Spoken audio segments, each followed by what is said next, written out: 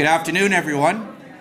If I can have your attention for a moment, and by all means come forward to the front, sorry. Welcome. This is an incredible and an exciting day. We're so excited that we're here today, that we're going to do this. My name is Derek Turner, by the way. I'm the Director of Advancement and External Relations at the college, and today is going to be a day to celebrate and honor. In the spirit of reconciliation and on behalf of the college, I would like to acknowledge that today we are holding this event on the traditional territory of Indigenous peoples. Our college's campuses are proud to be situated on the traditional territories of Treaty Number 1 and 2 and the shared traditional lands of the Cree, Oji-Cree, Dakota, Dene, Anishinaabe, Ojibwe peoples in the homeland of the Red River Métis. Together we are here for the shared benefit of education for everyone. Thank you again for coming here today. I would also like to acknowledge a number of special guests in attendance with us today, and I apologize if I miss some of you, but sitting in the front row is our guests, Mr. and Mrs. Edwards, and we're going to properly introduce and acknowledge them today, but without the two of them, we would not be here today, and we really appreciate the time and the effort of both of you coming here. I'd also like to introduce His Worship, Mayor Rick Crest, who's right here. And I just see to his immediate left, MLA Len Elifson, who's the MLA for this area. And we also have a number of councillors, Fawcett, Parker, and Cameron. So we're well represented from our local elected officials, and they're on the election hustings right now as we speak. One of us is. We also have a number of members of our Board of Governors, our Foundation Board, our Alumni Board, and our Campaign Cabinet. I want to thank all of you for taking the time to be here. This is going to be a very special day. I'd like to start by introducing our Dean of the School of Agriculture and Environment, Tim Hoare. Tim is our Dean of the school, and he's had a lengthy career in both private and public service related to agriculture production, and applied research. Today, Tim is helping to guide really a transformational change with the school, and he's going to talk about that in a moment, with new programs, expanded applied research, and new community partnerships. The school is truly on the move. Tim, if I could ask you to come forward for a few minutes.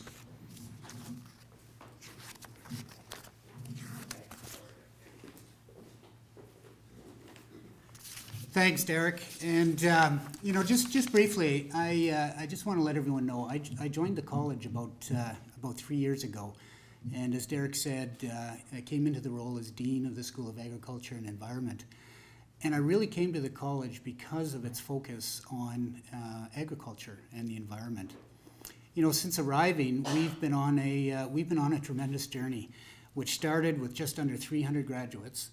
And our president, Mark, he's challenged me to grow our school and the number of graduates to upwards of 800. Today, our school currently graduates, in 14 different certificates, diplomas, and post-secondary graduate programs. Our vision is to provide exceptional learning experiences in the field of agriculture, environment, technology, culinary, hospitality, in a way that really truly encompasses our field to fork strategy. The traditional approach to food production in the food industry is really undergoing a transformational change. And we're producing food differently. We're using new techniques. We're using new technologies to bring food production to consumers. And this innovation is really ensuring that we produce food in a sustainable and efficient manner. Our province also recognizes that agriculture, is an industry and an economic driver to the province. It's an opportunity for growth. And this is why agriculture represents a major focus of Assiniboine Community College in our expansion, our innovation, and focusing on current programs and developing new programs that really are going to address some of the emerging labor gaps that we're seeing in the ag sector. In fact, the Canadian Ag Human Resource Council out of Ottawa is predicting that by 2029, 1 in 3 jobs will go unfilled.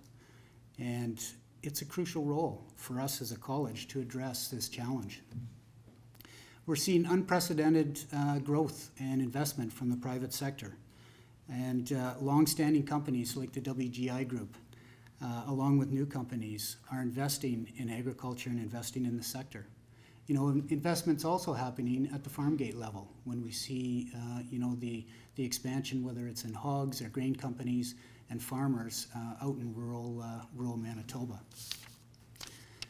Today we have Mr. Russ Edwards here with us, chairman of the WGI Group.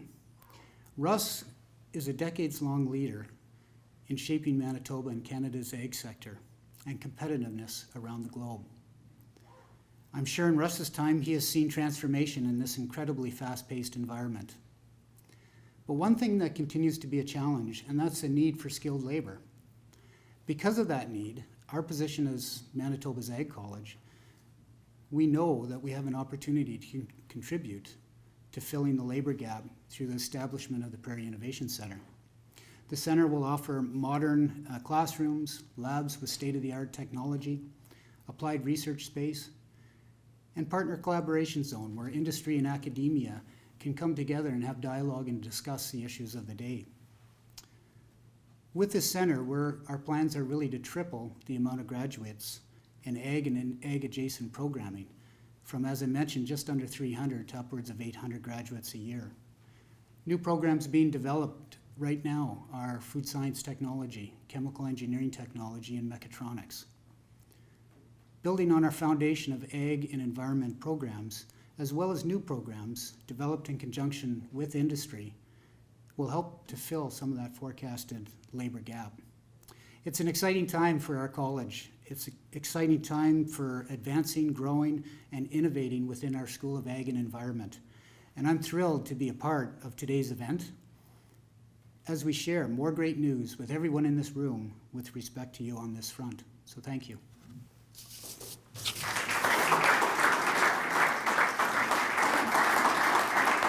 Thank you, Tim, for that overview on the school. One thing about Tim that I've noticed in the 3 years since he's joined is probably how modest he is. The school that he represents is gaining provincial and national attention, and it's showing not only with the partnerships that are coming, but also for the students. I mean, you don't want to lose sight. This is about the students and the training for industries like yourselves. And we regularly are getting top-notch students. And a big part of that is with the faculty that's teaching them. So well done, Tim. Next, I'd like to welcome our president, Mark Frison, to say a few words. Mark has been with Assiniboine for the past 12 years, and before that was the founding president of Great Plains College in Saskatchewan after the voluntary merger of Prairie West College and Cypress Hills College. Mark, can I ask you to come forward?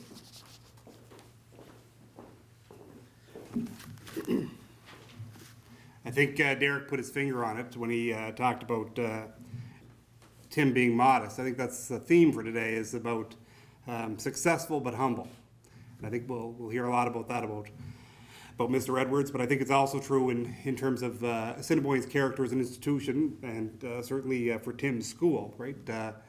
One of the things we've seen is incredible growth in what we've been doing in our agriculture school, expanded programs, adding advanced diplomas, modifying existing programs, adding a food processing center. On the applied research side, it's become our largest single area of applied research. And it doesn't seem like there's a 2 or 3 week period goes by and I don't get an email from Tim, oh, we got another $25,000 here, or another, well, the last one I think said $1.7 million from somewhere.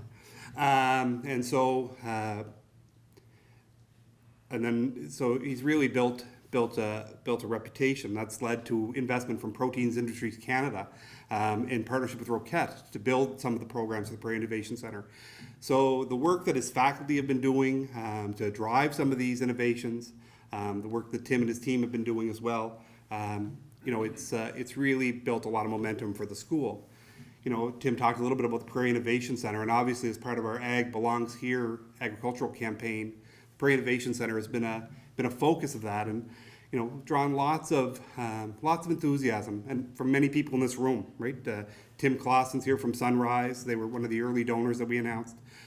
Bob Mazer, Ron Helwer, Jeff Fawcett is the donor, PJ Crane, Kevin Bailey when he was with Wawanesa, Barry LaRock, and there's also a number of staff members in the room who've also seen fit to make it a priority for a donation. It's all about the connection to the place, and that's why today's announcement, I think, is so special. In having a conversation with Mr. Edwards, who was an important person on our list, the connections became obvious, and he saw fit to want to make a gift even beyond the Prairie Innovation Center to move our entire agricultural school forward. And so, I'm pleased to let you know that Mr. Edwards and his group of companies will be donating $4 million to Assiniboine Community College to help move this.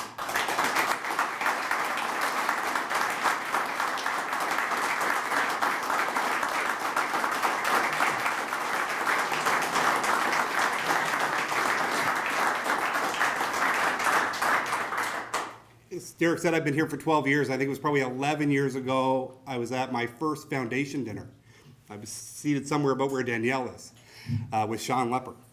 He might not even remember, but I got seated with folks from Balin sort of randomly, and they talked about Russ, right? And not in the ways that you expect that somebody has to talk about their boss, right? With affection and knowledge and appreciation. And that's what I found in everybody I've run into who's worked for that group of companies or who's connected to it. They talk about Russ with an incredible familiarity, with incredible respect, but not just about how successful that he's made the companies or how good he was to work for, but how much they like him. And that is so important to us as part of the brand. It also wasn't lost on us how important this investment was to Russ because of Edna, right? And some of you may not know, but Edna was actually a student here in the nurse's residence. And that's one of the things I've found since coming to Brandon. Anybody who is from here has some connection to this site, right? And those connections are incredibly powerful. That's one of the things, we wanted to make sure over the years we got as many people up on this site as possible, because once you're up here, you see its potential, you see what it can be. And certainly that wasn't lost on Russ in terms of his view of how this can be given new life, how it can be used for not just 100 years in the past, but the 100 years in the future. And so in taking this next step, for the school, one of the things that we're looking at is naming, right? Naming the school. And you're really wedding your brand to another person's brand. And so it's an incredible honor that Russ would see fit to allow himself to lend his name to our Agriculture and Environment School. Ambitious but committed to Manitoba, and successful but humble, I think the values that Russ has are really consistent with the values that we have as an institution. And so it's my pleasure to announce the Russ Edwards School of Agriculture and Environment.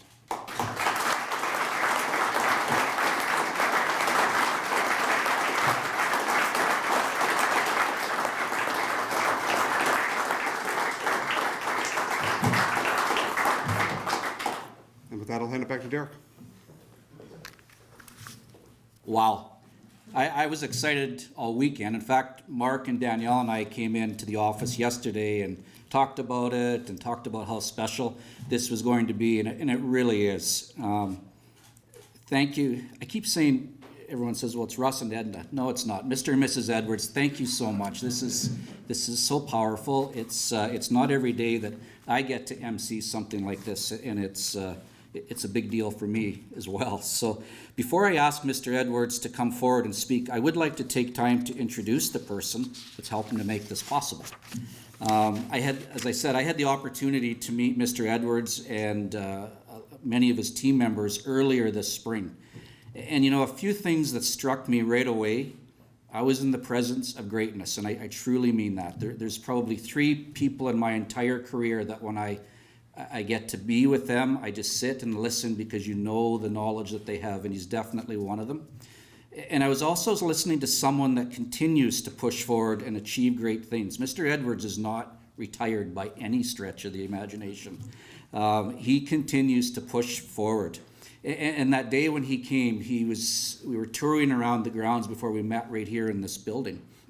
And we first went over to the Len Evans Center for Trades and Technology, and right away Mr. Edwards goes, well, that's one of my buildings, and you could hear him talking about the structure and how it was built. He knew it intimately. Then we went over to the greenhouse, which is the former greenhouse location back when Mrs. Edwards was here. And right away, he was using language that we wish our current students would come into, but he goes, you know what? I partnered with a company in Winkler to help build small greenhouses for northern Manitoba. He goes, food security, and that's the language he used. Food security is a big deal, and we need to do more to help our Indigenous partners in the north. There's an issue, and we need to help them.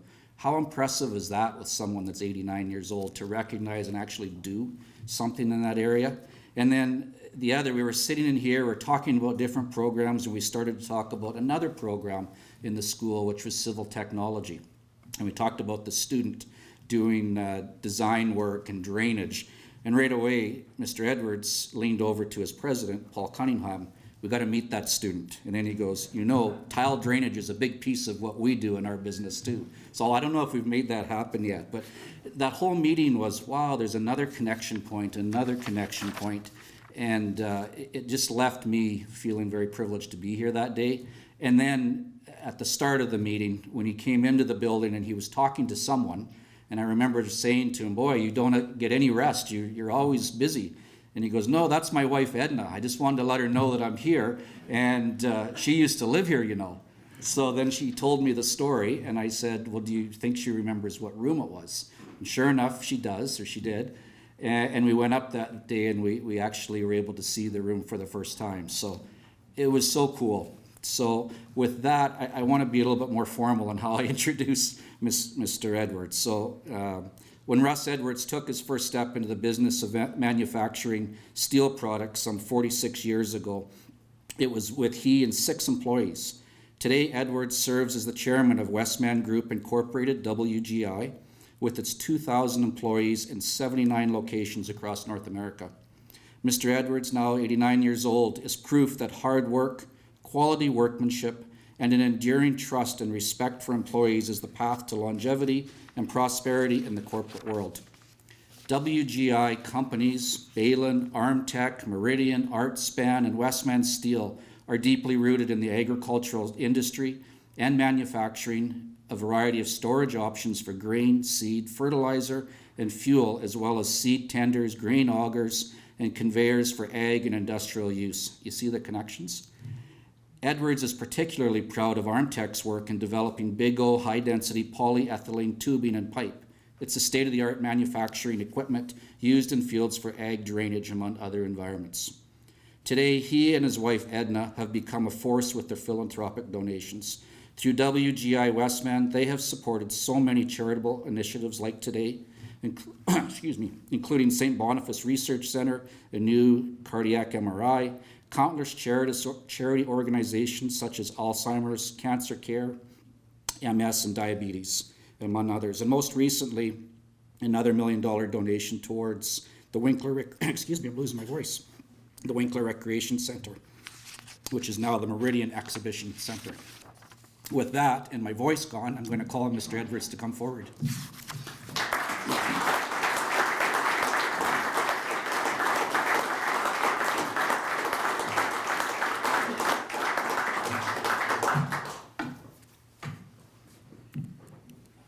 Whoa, that's pretty hard to beat. Where do I put this stick? How about there? That's fine. By nature, I'm a great storyteller. And you're looking at revision 4 of my few words this afternoon, along with help of my partner over there, Paul Cunningham. First of all, I'm so honored.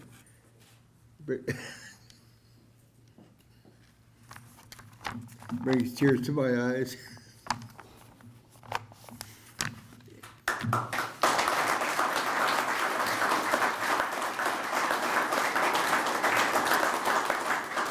Anyways, thank you. Anyways, good afternoon, everyone, and the dignitaries that have devoted their time to attend this function. As my wife Edna and I were driving from the airport to this function, I could not help but reflect back to 1988, when we made the acquisition of Balin Industries. This was a very big gamble for Edna and I, but we both were prepared to take the journey to restructure this company. In 1988, Balin was dedicated to the manufacturing of grain bins, quonsets, and frameless steel buildings.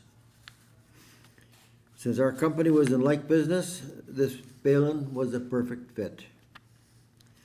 After a few years, getting to know our staff better, the products, and the range of their marketing policies, we decided it was time we sat down at a general meeting with our management group and determined our future path going forward. It became obvious that we had to modernize our current methods of manufacturing and introduce robots and new equipment to meet the challenges of our competition across North America. We therefore gave the directive of let's create a new Balin Industries. It took at least 7 years to introduce robotic welding, computer-operated laser machines, and new modern roll forming equipment. Through the hard work of great people and a commitment to reinvestment in the best equipment possible, Balin Industries has become a world leader in the manufacturing of pre-engineered steel buildings. We are geared to heavy industrial buildings for mines, forestry, commercial, and even residential work. Through the hard work of great people and a commitment to reinvestment in the best equipment possible, Balin Industries, based right here in Brandon and managed by Sean Lepper and his team, is now the most modern manufacturer of pre-engineered building systems, steel buildings in North America. With its automated beam rotators, robotic trapezoid beam welding line, the only kind in the world. Developed here by our young men and women. And they all grew up in Brandon and had their education here. The sister company of Balin Industries is Westman Steel Industries, located next door on our Brandon property. Westman Steel is managed by Jacqueline Lindgren, Vice President Operations, along with her team, is responsible for all our roll forming operations, roll forming steel division in Canada. This company is coast to coast with 5 factories. Thank you, Jacqueline and Sean, and your team members for the fantastic job you're doing for the Westman group of companies. Now, since my background is agriculture, being a dairy farmer with my parents and my brother, I'm quite familiar with farm life and the hardships that go with it. And you all know that being a dairy farmer is a 365-day-a-year job with no holidays. Not for me. I have graduated from high school, as well as the Academy of Hard Knocks, best education system in the world. Edna was also born on a farm in Homewood, that's near Carmen, and in later years took her psychiatric training here in this facility when it was a psychiatric institution. Going forward in lots of pages, big print.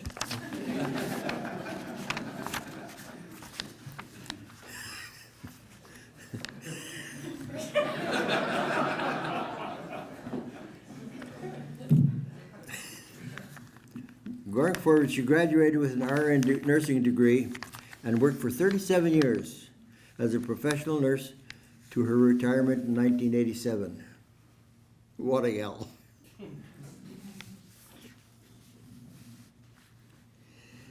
My journey in life has been an interesting one, and I have been fortunate to be in the right place at the right time in my career. Over the last 47 years, the Westman Group of companies has been closely associated with the agricultural industry, with distribution facilities coast to coast. as well as world exports of our products such as pre-engineered steel buildings, grain augers, conveyors, smooth wall storage bins for grain and pulse crops, corrugated grain bins for large farm use, steel and high-density plastic culverts for highway construction, modular homes manufactured and with insulated metal panels, as well as high-density plastic drainage used for farm tiling and construction sites such as weeping tile for buildings and foundations. Farm tiling is also becoming the most popular way of increasing stored acreage production on farms. One thing you cannot manufacture is land. You can only buy it, sell it, improve it, or ruin it. The idea is to keep improving that land with new methods of farming. Now, farmland tiling is also becoming the most popular way of increasing acreage productions on farms, in many proven cases exceeding 20 to 30% in crop results. Now, this is a fact. It's a proven fact, and I have articles where they did it in Arborg. One field next to the other field, one was tiled, the other one wasn't. And they had a 30% increase in production, which is money in their pocket.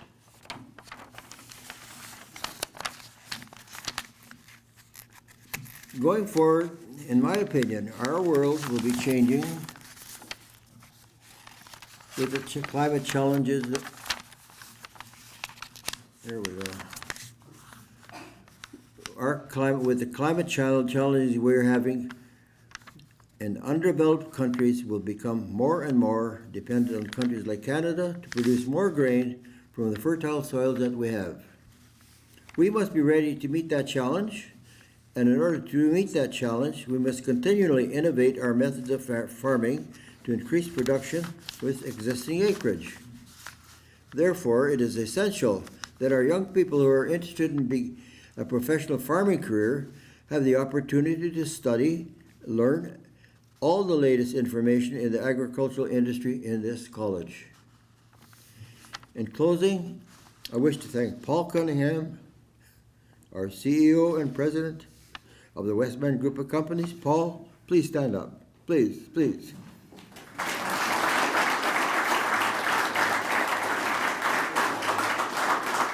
Paul is a chartered accountant, and his vice presidents all are chartered accountants.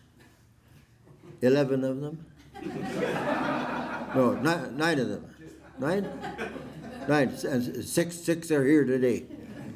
I don't know why they're here, should be working. You are working, Curtis.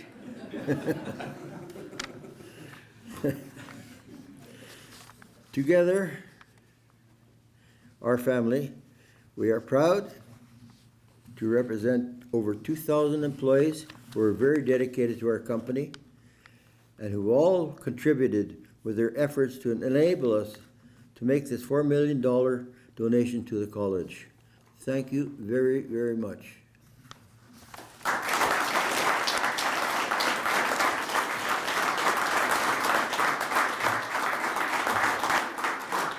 Before you sit down, there's something to give you and Mrs. Edwards.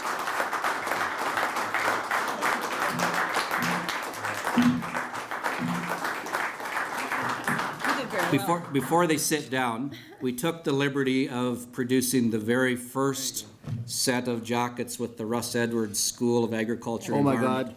God. They're heading south for the winter, so we thought the cool Wonderful. Mesa nights might be good you. for that. So Thank you, thank you. Wow. Wow. Thank you.